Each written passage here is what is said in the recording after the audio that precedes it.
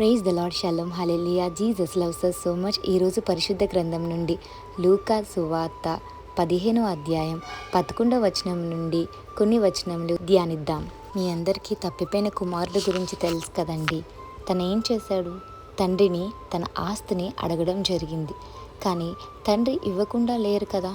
అడిగిన ఆస్తిని తండ్రి ఇవ్వడం జరిగింది. కానీ ఆ ఆస్తి తీసుకున్న కుమారుడు, చిన్న కుమారుడు ఏం చేశాడు? తనకి వచ్చిన సమస్త ఆస్తిని తీసుకుని తన తండ్రికి దూరంగా వెళ్ళి లోకరీతిగా తన బ్రతకడం జరిగింది కదండి. ఆ డబ్బులంతా కూడా పాడు చేయడం జరిగింది. అయితే ఇప్పుడు డబ్బులంతా ఖర్చు పెట్టేశాడండి. తన దగ్గర తినడానికి కూడా లేని స్థితిలోకి వెళ్ళిపోయాడు. అయితే తను ఏం తిన్నాడో తెలుసా అండి? పందులు తిను పొట్టుతో తన కడుపుని నింపుకోవడం జరిగిందండి. చూసారా, తండ్రికి దూరంగా వచ్చేస్తే తన లైఫ్ ఎలా మారిపోయిందో. తండ్రి దగ్గర నుంటే తనకి ఈ పరిస్థితి వచ్చేదే కాదు కదా. తండ్రి తన కుమారుని ఎంతో ప్రేమించాడు. తండ్రి తన కుమారుని వల్ల ఎంతో జాలి కలిగి ఉన్నాడు. తండ్రి తన కుమారుణ్ణి ఎంత బాగా చూసుకునేవాడండి. కానీ గొడవ పెట్టుకుని తన ఆస్తి తీసుకుని ఇంటి నుంచి బయటకు వచ్చాక తన ఆస్తి అంతా లోకరీతిగా ఖర్చు పెట్టాక తన తినడానికి కూడా తిండి లేని స్థితిలో ఉన్నప్పుడు తను ఎంత బాధపడి ఉంటాడండి. అన్నీ అయిపోయిన తర్వాత తనకి బుద్ధి వచ్చింది. ఆ తర్వాత తన తండ్రి దగ్గరికి తను వెళ్తాడండి. కానీ తండ్రి తోసివేయలేదండి. తండ్రి తృణీకరించలేదండి. తండ్రి దూరం నుంచే తన కొడుకుని ఐడెంటిఫికేషన్ చేసి పరిగెట్టుకుంటూ వెళ్ళి కౌగిలించుకుంటాడండి. అదే కదా తండ్రి ప్రేమ.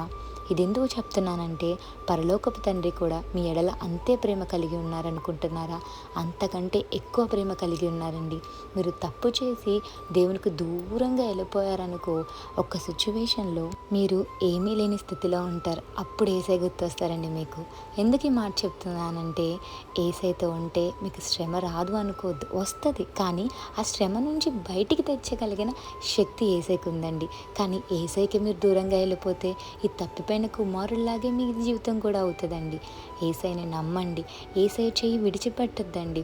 మీరు ఎంత దూరం వెళ్ళిపోయినా మీకు ఎప్పటికైనా అవసరమైనది ఏసయ్య మాత్రమే అండి.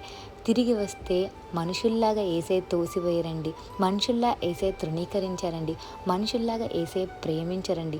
మనుషుల కంటే ఇంకా ఎక్కువ ప్రేమిస్తారు. ఆయన ప్రేమ నిన్న నేడు నిరంతరం ఏకరీతిగా ఉందండి. ఏ తప్పు చేసావో, ఏసైకి దూరం అయిపోయావు, ఒక్కసారి నీ తప్పును తెలుసుకుని ఏసై యొద్దకు వచ్చి నీ తప్పుని క్షమించమని ఏసైని అడుగు. ఏసయ్య ఆ తండ్రి చిన్న కుమారుని ఎడల ఎలా జాలిపడి కౌగిలించి ముద్దు పెట్టుకున్నాడో, ఏసై కూడా మీ ఎడల జాలిపడి మిమ్మల్ని మళ్ళీ ఏసై ప్రేమను పొందుకోవడానికి అర్హులుగా చేయడం జరుగుతుందండి. ఇంకెందుకండి ఆలస్యం? ఏసై ప్రేమకు దూరంగా ఉన్నారా? వద్దండి, అది మీకే కష్టం. ఏసై ప్రేమకు దగ్గర అవ్వండి. జేమ్స్ 4:8లో ఒక మాట ఉంటుంది, come near to God and he will come near to you. నువ్వు ఎంత దగ్గరగా ఏసైకి వెళ్తావో అంతకంటే ఎక్కువ దగ్గరగా ఏసై నీ దగ్గరికి రావడం జరుగుతుంది. So if you return to Jesus, he is going to come very close to you. So don't go away from Jesus. Don't leave Jesus' hand.